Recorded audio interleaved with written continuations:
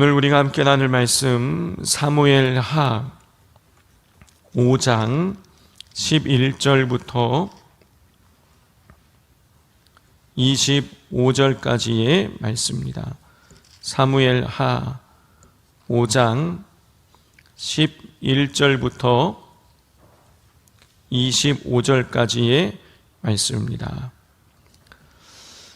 우리 한 절씩 사무엘하 5장 11절부터 25절까지를 한 절씩 교독하겠습니다. 도로왕 히람이 다윗에게 사절들과 백향목과 목수와 석수를 보내매 그들이 다윗을 위하여 집을 지으니 다윗이 여호와께서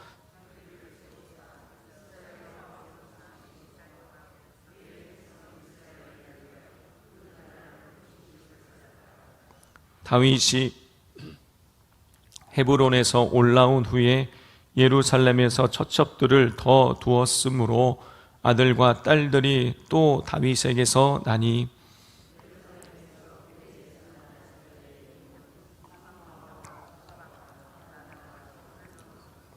이팔과 엘리수아와 네벡과 야비야와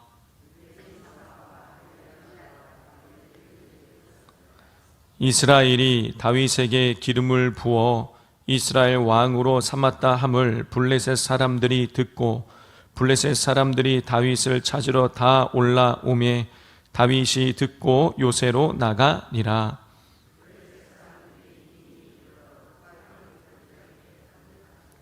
다윗이 여호와께 여쭈어 이르되 내가 블레셋 사람에게로 올라가리이까 여호와께서 그들을 내 손에 넘기시겠나이까 하니 여호와께서 다윗에게 말씀하시되 올라가라 내가 반드시 블레셋 사람을 내 손에 넘기리라 하신지라.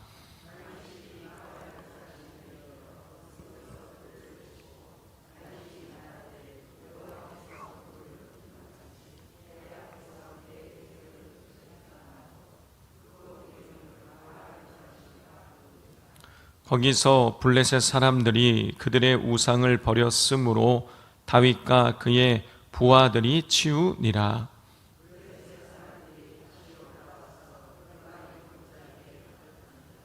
다윗이 여호와께 여쭈니 이르시되 올라가지 말고 그들 뒤로 돌아서 뽕나무 숲을 맞은편에서 그들을 기습하되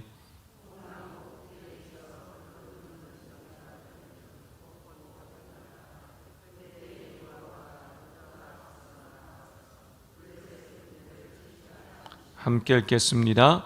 이에 다윗이 여호와의 명령대로 행하여 블레셋 사람을 쳐서 게바에서 게셀까지 이르니라. 아멘.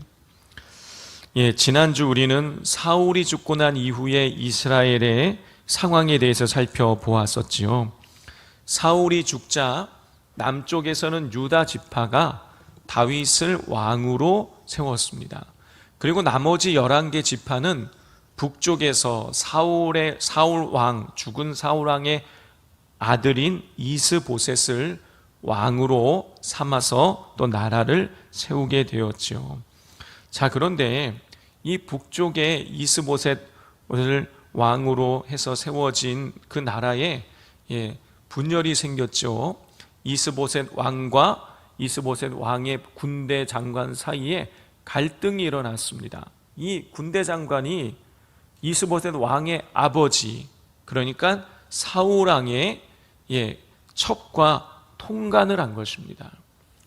자, 비록 사울 왕이 죽었지만 지금 그 사울 왕의 아들인 이스보셋이 왕으로 있는데 이스보셋 왕의 아버지의 여자와 아브넬이 군대 장관이 통간을 했다라는 것은 내가 이 나라의 실질적인 실세다, 실권자다라는 것을 선언하는 일이었어요.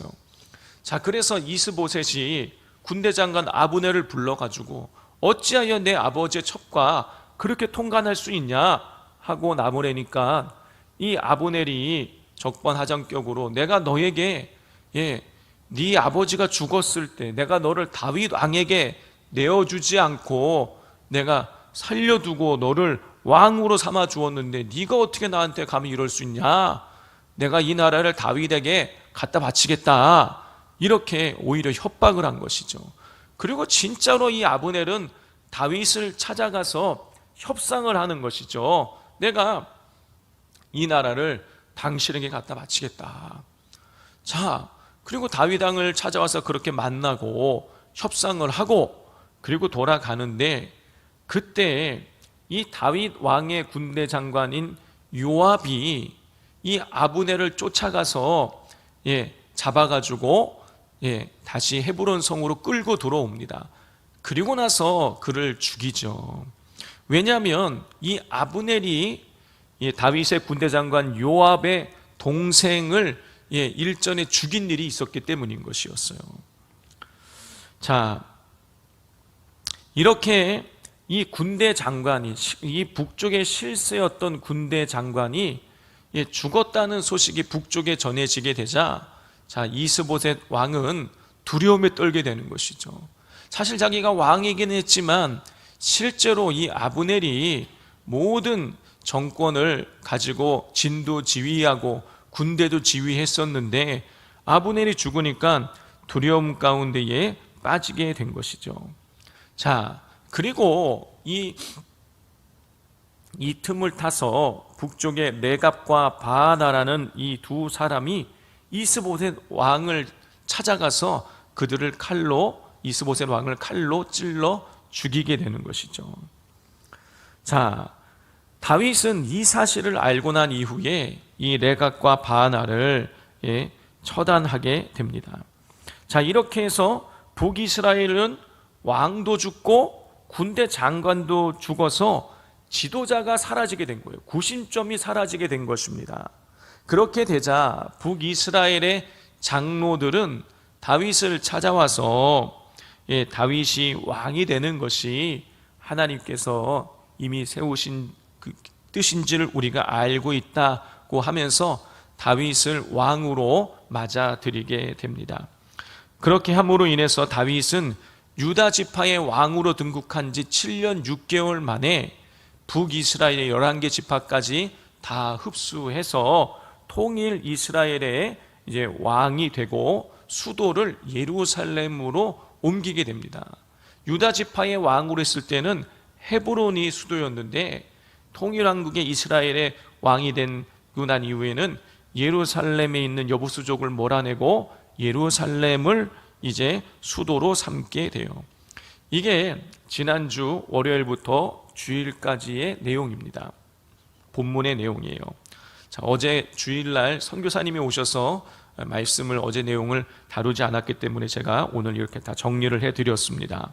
자, 오늘 본문은 이렇게 다윗이 통일 이스라엘의 왕이 되고 난 이후의 일들을 기록하고 있는 거예요.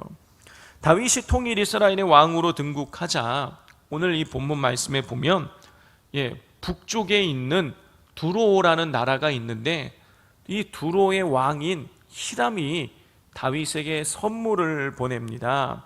우리 11절 말씀을 같이 한번 읽어보겠습니다. 시작.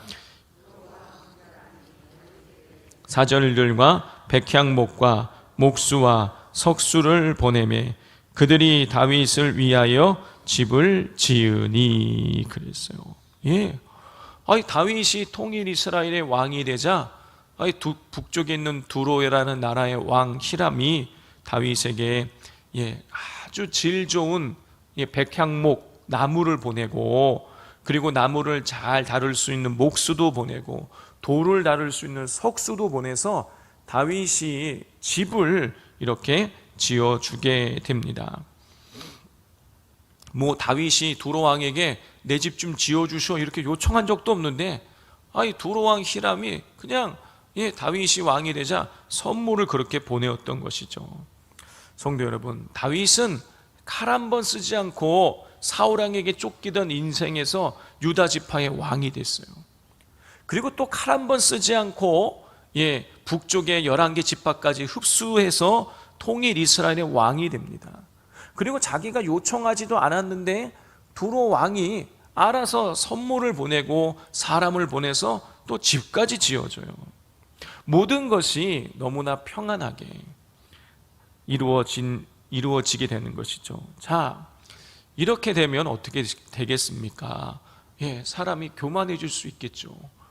이거 봐라, 내가 능력이 있으니까 내가 칼 한 번 쓰지도 않고 전쟁 한 번 하지도 않고 내가 이렇게 통일 이스라엘의 왕이 되었다라고 그렇게 교만해질 수 있는데, 다윗은 그러지 않았어요. 우리 12절 말씀을 같이 한번 읽겠습니다. 시작. 다윗이 여호와께서 자기를 세우사 이스라엘 왕으로 삼으신 것과 그의 백성이 이스라엘을 위하여 그 나라를 높이신 것을 알았더라 그랬어요. 다윗은 모든 일이 순적하게 이루어지는 것을 보고 교만해진 것이 아니라 하나님의 뜻을 깨달았어요. 내가 이렇게 이스라엘의 왕이 된 것이 하나님의 뜻이었구나. 그리고 두로를 통해서 나라의 위상을 하나님 높여주시고 계시는구나 라는 사실을 깨닫게 된 것이죠. 성도 여러분, 우리도 잘 나갈 때 생각해 봐야 되는 것입니다. 내 인생의 일들이 잘 풀릴 때, 그때 왜 하나님께서 나에게 이렇게 일이 잘 풀리게 하시는지, 왜 내 기도에 왜 하나님이 응답하셨는지를 생각해야 되는 거예요. 기도 응답됐으니 그냥 하나님 감사합니다 하고 끝낼 일이 아니라, 왜 나에게 이 일을 응답해 주셨는지, 왜 나에게 이렇게 일이 잘 되게 하시는지, 그것을 나에게 일이 잘 되게 하셔서 하나님이 원하시는 일이 무엇인지를 우리가 생각하면서 하나님의 뜻을 이루며 살아갈 수 있어야겠습니다. 자, 17절 이하에는 다윗이 통일 이스라엘의 왕이 되고 난 이후에 있었던 첫 번째 전쟁이 기록되어져 있습니다. 다윗이 온 이스라엘의 왕이 되었다라는 소식을 들은 블레셋은 다윗을 치기 위해서 르바임 골짜기에 엄청나게 많은 숫자의 군대를 보내게 됩니다. 자, 이때 다윗이 보인 첫 번째 반응은 이것이었어요. 우리 19절 말씀 함께 읽겠습니다. 다윗이 여호와께 여쭈어 이르되 내가 블레셋 사람에게로 올라가리이까 여호와께서 그들을 내 손에 넘기시겠나이까 하니 여호와께서 다윗에게 말씀하시되 올라가라 내가 반드시 블레셋 사람을 내 손에 넘기리라 하신지라. 지금 다윗이 통일 북쪽까지 흡수해서 이스라엘을 전체 이스라엘의 왕이 되긴 했지만은요, 아직 나라의 기강이 흔들릴 수밖에 없어요. 이 양 나라가 두 나라가 7년 6개월 동안 헤어져 있다가 다시 합쳐지는 과정에 있고 군대 조직이 아직 명확하게 통합되지도 않은 그런 상황이었기 때문에 전쟁하기가 쉽지 않은 상황이었는데, 그러면 두려움에 빠질 수도 있고 아니면은 그 블레셋에 사람을 보내서 화친을 할 수도 있는 거고 다양한 인간적인 방법을 동원할 수 있는 상황이었지만 다윗은 그러지 않았어요. 다윗이 가장 블레셋이 쳐들어왔다는 소식을 듣고 가장 먼저 다윗은 하나님 앞에 기도했습니다. 하나님, 제가 블레셋 사람에게로 올라가리까 전쟁을 해야겠습니까? 여호와께서 그 사람들을 블레셋을 내 손에 넘겨주시겠습니까? 이렇게 먼저 하나님께 기도하지요. 자, 기도가 첫 번째 반응이었어요. 그러자 하나님께서 올라가라고 그렇게 말씀하셨습니다. 그리고 내가 그 블레셋 사람을 너의 손에 넘기겠다라고 약속을 해주셨어요. 기도하며 하나님의 응답을 받고 다윗이 움직이자 공격하자 블레셋 사람들은 도망가기에 바빴습니다. 자, 다윗이 이렇게 승리할 수 있었던 비결이 뭐냐? 우리 23절, 24절을 같이 한번 읽겠습니다. 시작. 다윗이 여호와께 여쭈니 이르시되 올라가지 말고 그들 뒤로 돌아서 뽕나무 숲을 맞은편에서 그들을 기습하되 뽕나무 꼭대기에서 걸음 걷는 소리가 들리거든 곧 공격하라. 그때에 여호와가 너보다 앞서 나아가서 블레셋 군대를 치리라 하신지라. 그랬어요. 다윗이요, 전쟁에 나가서도 또 기도한 거예요. 그래서 하나님께서 구체적으로 작전을 알려주셨어요.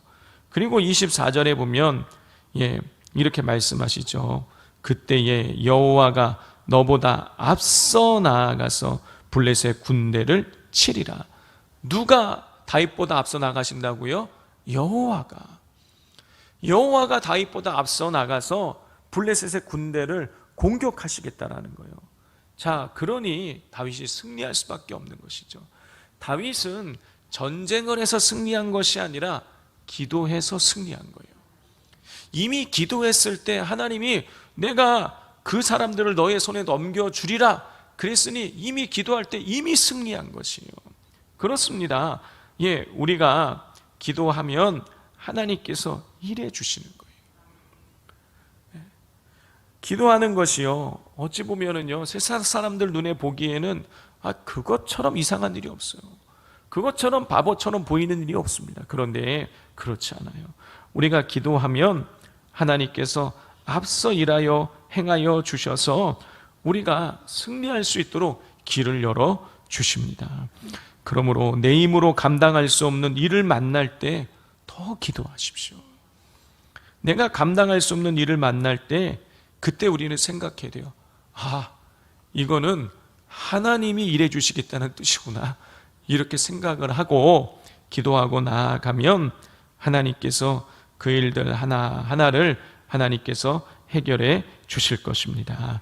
우리 이 시간 기도하실 때 마음에 하나님, 제가 날마다 하나님이 저에게 이 기도에 응답하실 때, 또 일이 잘 되게 하실 때, 그때 하나님께서 그 일들을 통해서 이루고자 하시는 뜻을 제가 깨달을 수 있게 해달라고 기도해 주시고, 또 이 시간은 기도하실 때 내가 감당할 수 없는 일들이 있지 않습니까? 또 오랫동안 기도해 왔지만 응답받지 못했고 있는 그런 기도의 제목, 그것을 가슴에 품고 우리가 기도하기를 원합니다. 우리 하나님께서 세밀하게 응답해 달라고, 하나님 일하여 달라고, 나는 감당할 수 없사오니 하나님의 크기로 일하여 주셔서 승리케 해 달라고 이 시간 주여 부르짖고 기도하겠습니다. 주여